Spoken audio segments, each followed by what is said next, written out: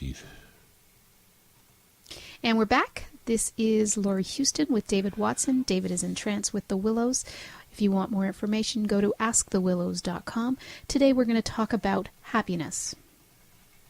Indeed, yes.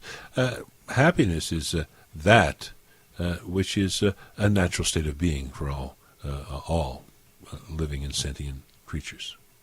Happiness includes includes peace, includes joy, includes a sense of safety and a sense of trust. All of these add up to create a sense of happiness, or a sense of at oneness with the universe itself. All beings are born into happiness. It's very difficult to see a creature in the woodlands that is not happy, that is not singing in a tree, or bounding through the woods, or swimming and jumping out of the water with joy. All of these creatures here are indeed in a place of natural joy. There is nothing like spending an afternoon in the far northern reaches of Canada, looking at two ravens playing in a mid-sky, shall we say, mating ritual, diving and tumbling and twisting in the air with each other, touching wings and then flying away and coming back together again. This is a sense of happiness, a sense of joy that is natural. And if it is felt with those of God's creatures in such a profound way, how less could it be within each human being?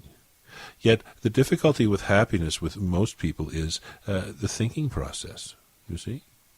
To believe that one is not happy, one begins to think about what one does not have, what one wants and does not have, what one used to have and no longer has. One only has to think about somebody saying or doing something to one to take oneself out of this apparently hard to hold on to place, emotional body, you see. But happiness here is, we would say, not just a matter of being irresolutely feckless in the moment, we say with a smile. But in fact here, for you to understand, the moment is a fullness. It is a moment of full gratitude for all that is about oneself. Now, because one lives in such a shall we say, intense society, the things that are happening about you on a day-to-day basis have a tendency to draw on your natural resources, to draw on your energy, and to create a lot of stress in life, or a feeling of stress, as you would have it.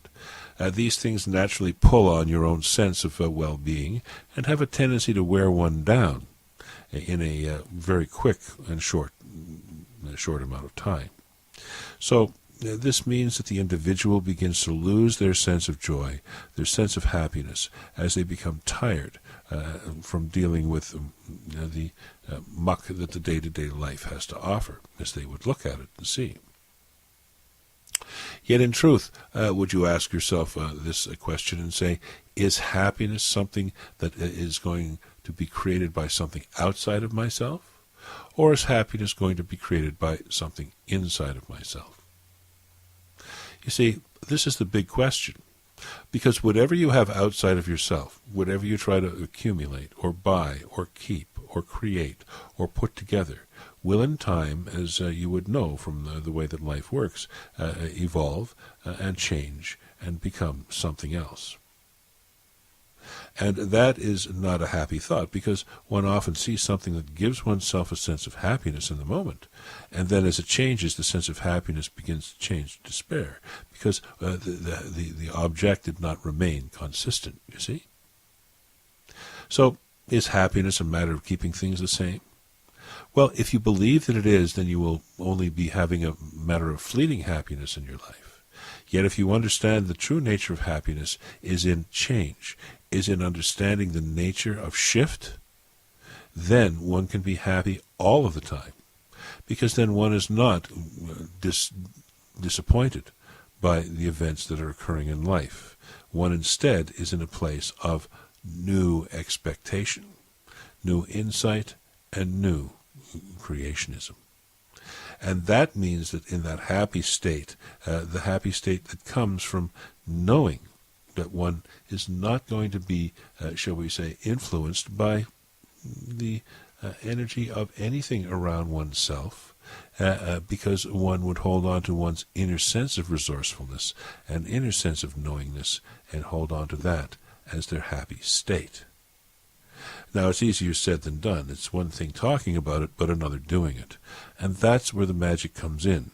For you would begin to see within yourself that the best way to do this is, of course, is to begin to release yourself from the need to hold on to negative thoughts, negative beliefs, and negative experiences.